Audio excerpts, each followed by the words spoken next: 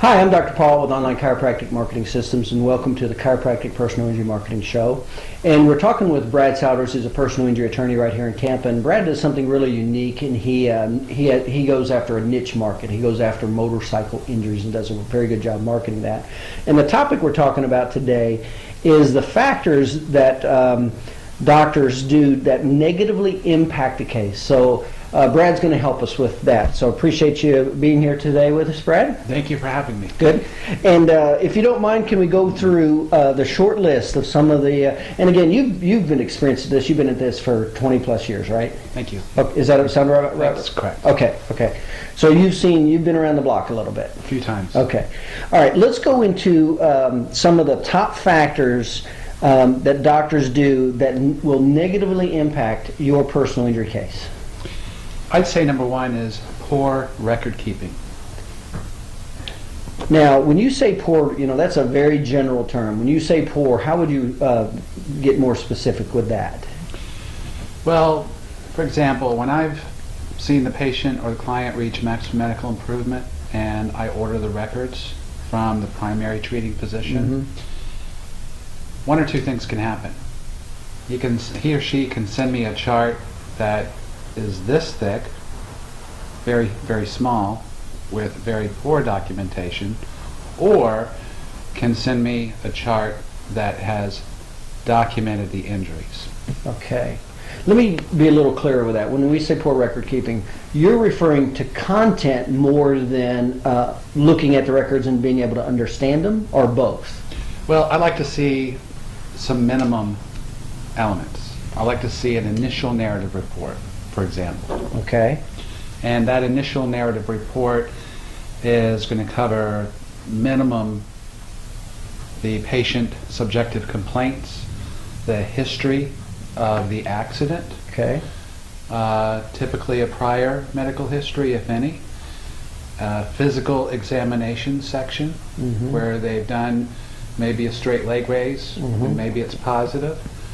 But basically examination, cervical, mid, lower spine, if those were the chief complaints. I want to see physical examination section in that narrative report, and I want to see examination of those parts of the body, and I want to see maybe tenderness, muscle spasm, restricted range of motion, positive straight leg raise, those sort of things. So you want it in a narrative format. You don't appreciate it then when they just send you their copy of their exam findings. Does that sound right? Correct. I prefer, and I think I speak for most injury attorneys, we'd like to see an initial narrative report. Narrative, okay. And that's also, of course, going to include the diagnoses, what their initial impressions are of what the patient is suffering from, and of course a plan section, such as recommending PT 3 times a week for so many months ahead and revisit. Okay, so just in summary, you have here the chief complaint in narrative format. You have prior medical history. Okay, so you want those in a narrative format. And it just needs to ask the patient, have you had any previous events of trauma where you've suffered any injuries to any parts of your body? Because as we've discussed before, that's important that the doctor also has a complete history. Right, okay. And then you have physical exam findings and the diagnosis and plan, okay. Yes. You have here final report. Can you comment on that? Yes, thank you. A lot of physicians will ask, do you also want interim reports or updated reports? And I'm not so much a believer in that. I think as long as you, the physician, do your initial narrative and then meet your other requirements or requirements of keeping good SOAP notes, if you will. Okay. And when you reach the point of saying you've reached maximum medical improvement, I can do a final report. This is what I'm talking about. Personal injury attorneys need final reports from the primary treating physician. Okay, okay. Final report. And then billing. You have a comment here on billing.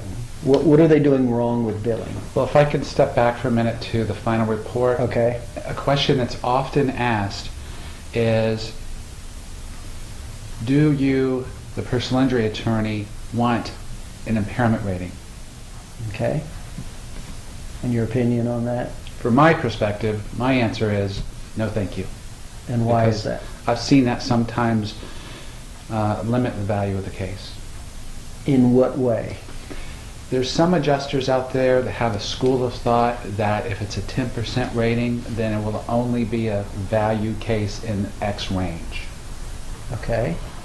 So I try to, I hope that physicians who are writing final reports for the clients in my office are not giving impairment ratings.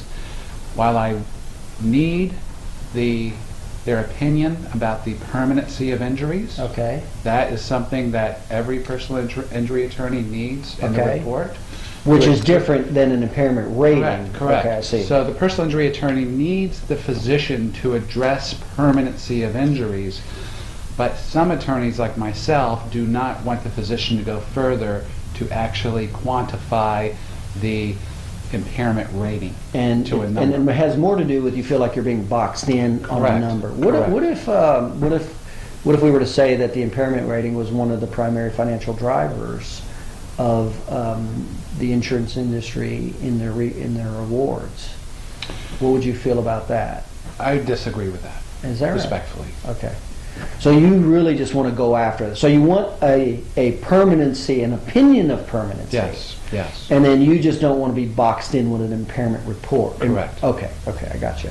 Let me ask you a question about handwritten versus, have you seen the generic software written type of narratives and reports? Have you ever, there's software out there, are you familiar with that? I've seen software where physicians might even use a scanner, like barcoding Right. system. What's your opinion on that?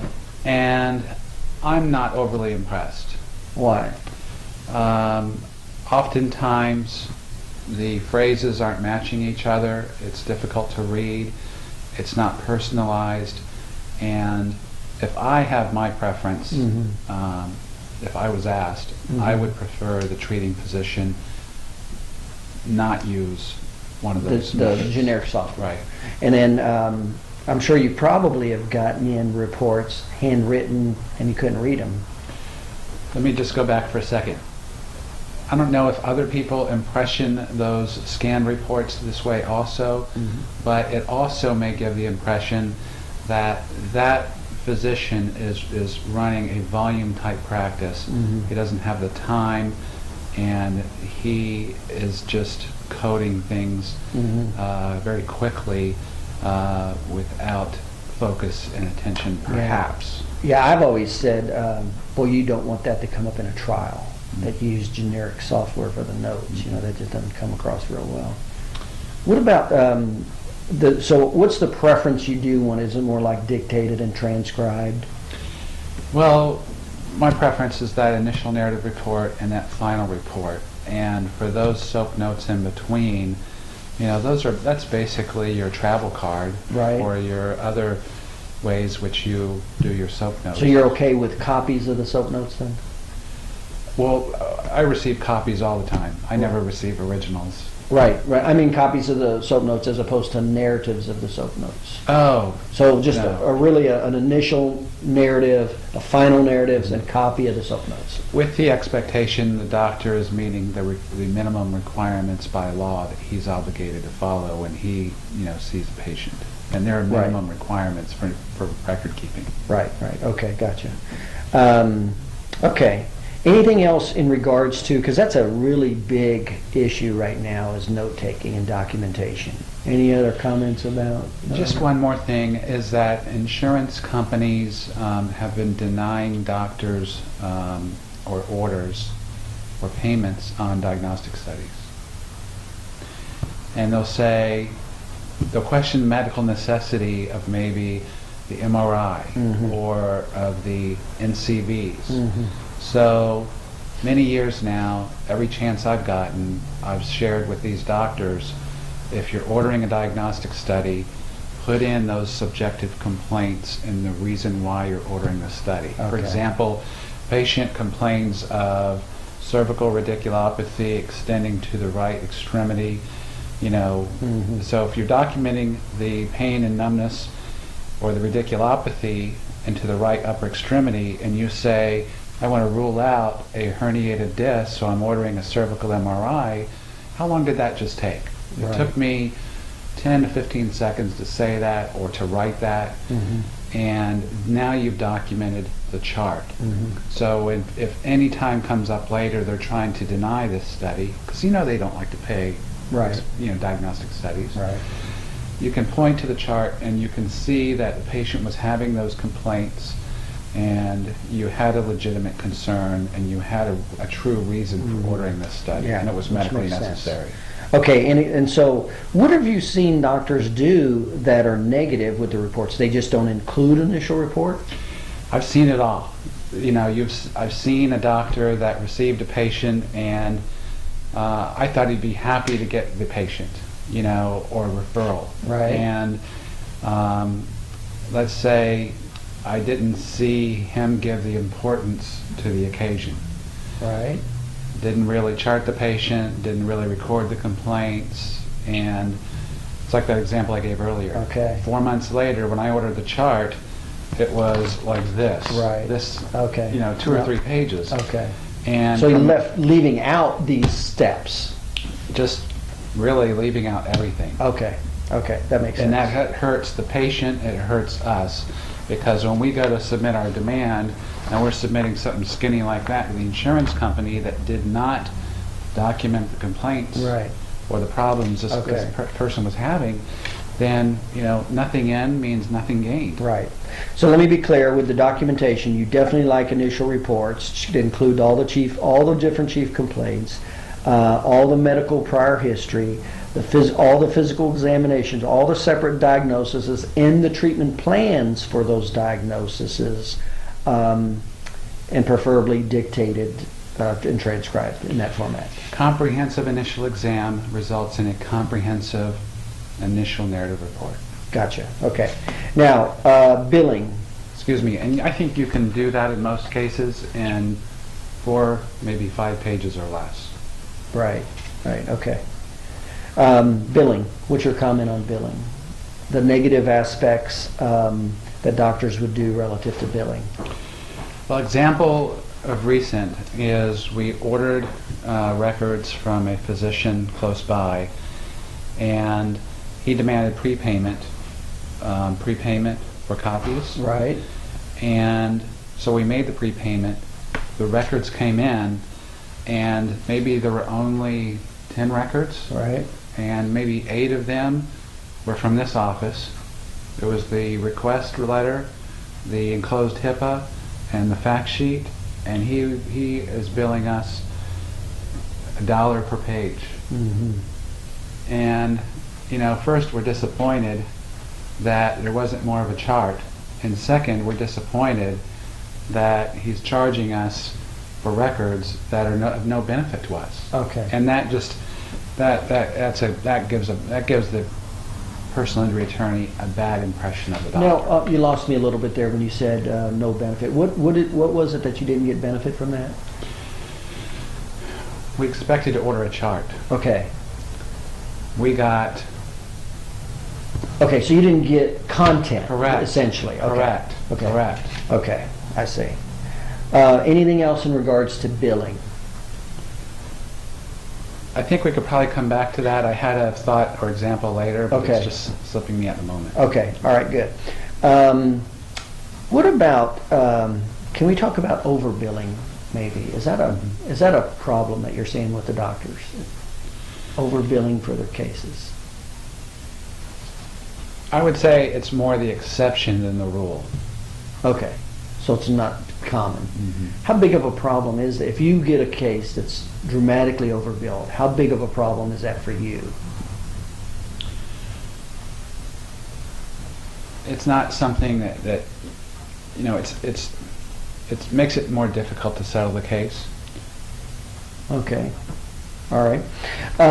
Let's go to the next one. Failure to order, test, or make referrals. Help me out with that one. Sure. I received a call this morning of a client whose accident was 5 months ago.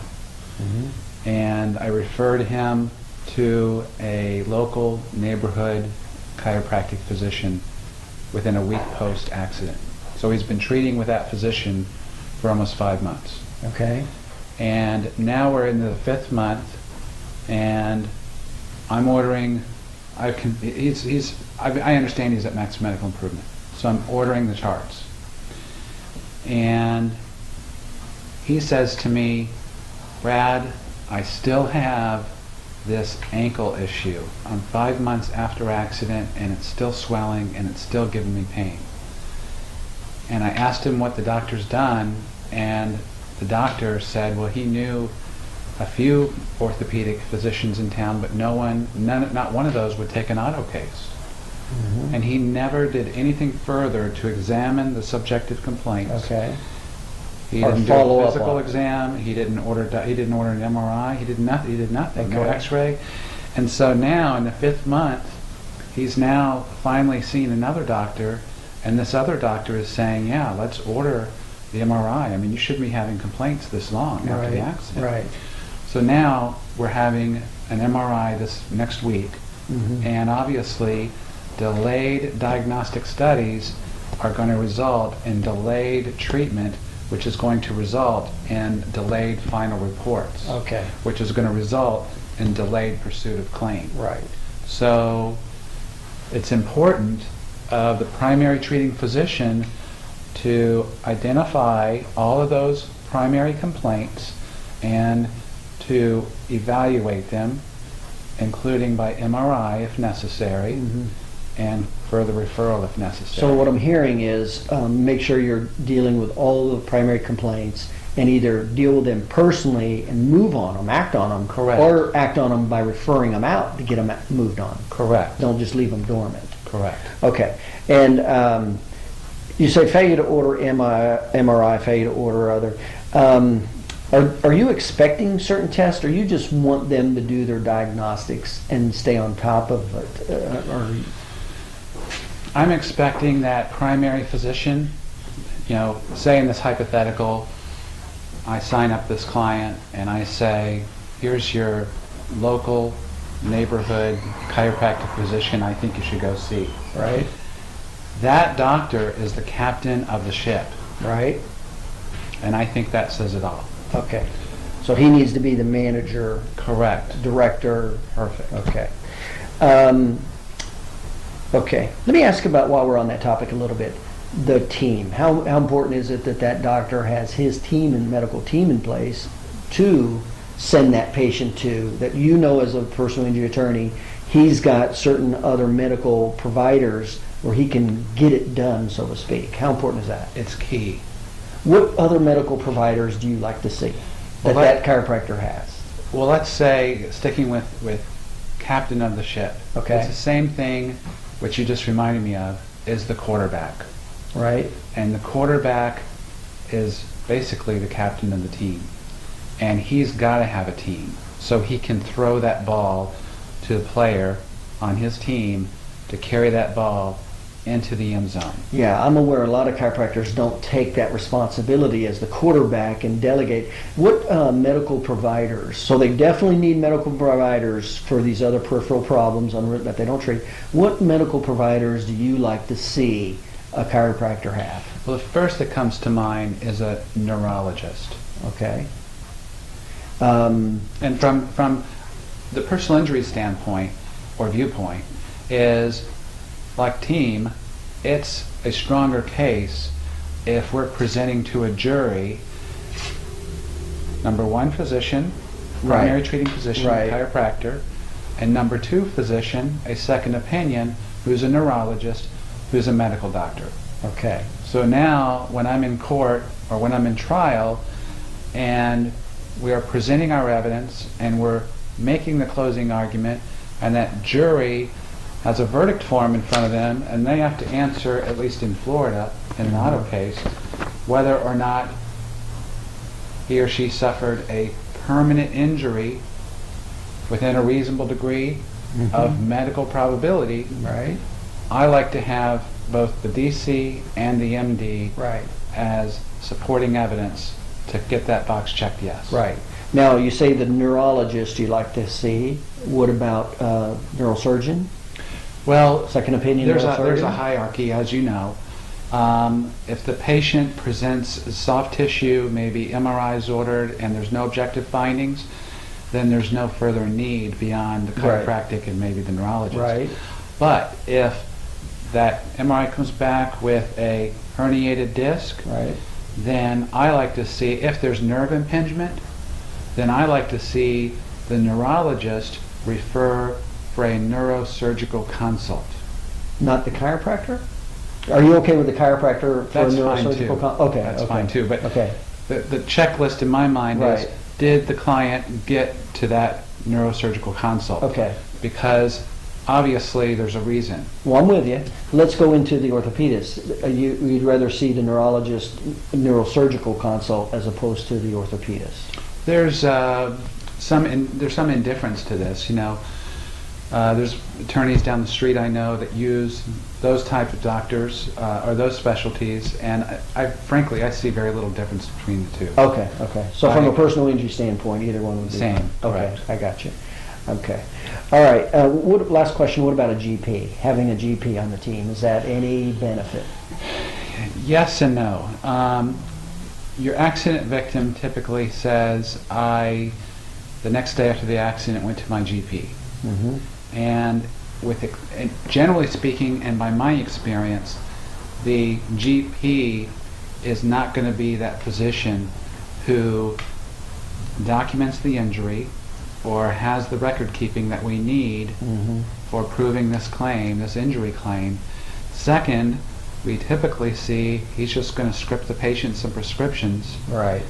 whereas the best thing is to be in the hands of a chiropractic physician who can really have that bedside manner, Mhm. explain the diagnoses, and start that course of physical therapy. So what I'm hearing is GP really doesn't bring much to the table. Really, the specialist, neurologist, neurosurgeon, orthopedic surgeon. Correct, with Okay. the exception that we will bring the GP to trial to offer evidence that the person did not have any of these complaints prior to the accident. Gotcha. Okay. All right. That makes sense. That makes sense. Okay. Moving forward here, I've got the test. Failure to respond in a timely manner. Help me with that. I've ordered records from Dr. Paul, and his office is too busy and doesn't get me the copy of the chart, and it takes forever to get me the final narrative report. Not good. Not good. Right. What kind of, you say failure to respond in a timely manner. What's your definition of a timely manner? You contact the office. There's an expectancy that if I send you a fax request for a copy of your chart and a narrative report, that your office is going to respond in or about within 3 weeks. Okay. So I can do that demand letter. Okay, so you'll have the records within 3 weeks. That's a pretty good amount of time. Okay. Well, there's other attorneys that will be calling very next week Right. or the very next day, Right. and I understand it can you know, vary. It but varies three- depending on the case, Okay. but we're just speaking generally. Right, okay. So that's what you would say the definition of timely manner, failure to timely process final report. What's your comment on that? Just like we mentioned, Okay. I've ordered the chart and final from Dr. Paul, and he sent me the chart, but I can't get the final. Yeah. I hate to say that, but that's real common. We're busy doing our thing, and we just let it go, and I can easily see. Not that it's right, not that it's good. Well, in the real world example, there's a case I know of right now where I referred the patient to the doctor. I can't get the final report, and next time I'm in that neighborhood signing up another client, Right. do you think I'm going Right. to think of him when Right. I'm saying to the client, the new Right. client, where that client should go? Yeah, I'm with you. I know, I'm with you. You have your excessive billing. Any comments? We talked about that a little bit, but we probably don't need to go into that anymore here. Well, I keep thinking of examples, and when we refer someone to an office, it's a reflection on us. Right. And if the doctor is excessively billing, then that's not good for anyone. Right, Not okay. good for the patient or the doctor or us. Okay. And then refusal to reasonably negotiate, meaning The doctor also has to be compassionate, also has to be a problem solver. Meaning? Let's use the pie theory. Okay? Sometimes the person we are helping was rear-ended by someone that only had small insurance. Maybe it's only a 10 policy, and this client or patient didn't have any uninsured motorists. Okay. So 10 is 10, and that's all you're going to get. Okay. And just generally speaking. Okay. So in this situation, let's say if the chiropractic physician billed up to $15,000 and he's already been paid from the PIP carrier, Right. probably 8 to 10, Right. and we're at the end of the case and we've collected 10 and he wants all of his 5. Well, now you see there was 10 to start with. Yeah. The attorney gets a third. Right. So we're $3,333. Right. There's probably some expenses that the attorney incurred, so just add $500. Okay. So now you're up to $3,500, $3,600, maybe $3,700. Okay. And then when you say there's other providers, maybe an MRI company that has a diagnostic bill, Right. or maybe there was an MD that did Some a second outstanding opinion. liens, yeah. Yeah, or maybe a lien. But then you still have the doctor who wants all of his money. So then the patient's looking at you like, the doctor and the attorney got all the money. Right, okay. Tell you what, we're going to cover that in greater Yeah. detail later, but I understand the concept. So basically, to some degree, willing to work with you based on the ratios of what's available funds-wise. So it's the pie theory. Okay. Now, in capping, let's cap this out, because we got poor record keeping here. Now, these are the major factors that are negative, that negatively impact the case for the personal injury attorney. We got poor record keeping, we talked about. Not being a good quarterback and putting the patient's conditions and other providers that can help them immediately or doing the diagnostic testing. Not responding, and excessive billing and failure to negotiate reasonably. I hate to put you on the spot. Which one of these 4 or 5, would you say is the number one thing that really you don't like, that the doctors inhibit or limit the case? Documenting the injury. Okay. Number 2. What would number 2 be, you'd say? Failure to respond in a timely manner. Okay. And then number 3? Failure to make appropriate diagnostic testing or Okay. referrals. And then 4 and 5 would be? Tardy responses. Just. Yeah. I'm sorry. But that would be I guess we number, already let's said see, that. tardy or failure to respond. That'd be number 2. Just Okay. not being timely with you. I think refusal to negotiate. So that would be account balance. number 4, and then billing 5. Yeah. That's We might put failure to reasonably negotiate balance. We might put that even up at number 2. That's a big one.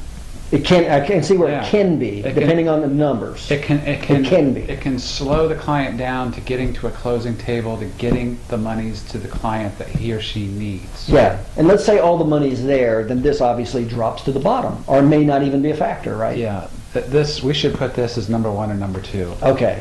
Refusal to negotiate, and again, that's if there's limited funds. Yeah. Because if the funds are there, and the doctor's funds, and then the patient's funds, and the attorney's funds, then this isn't a 1 or 2, right? Well, I think they're all important factors, but let's remember the patient-client comes first. Right. Well, we're going to So, make that assumption yeah. anyway.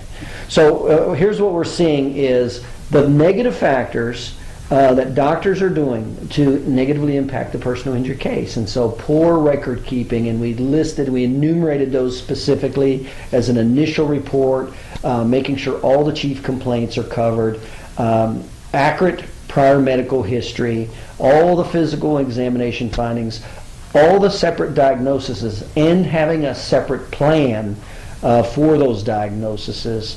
That's all inclusive, and in a narrative report format is what we're looking at. So that number 1 with number 2, failure to respond in a timely manner. You beg my pardon. Can we go back to the billing, please? Sure. Excessive billing. Yeah. I remember that example.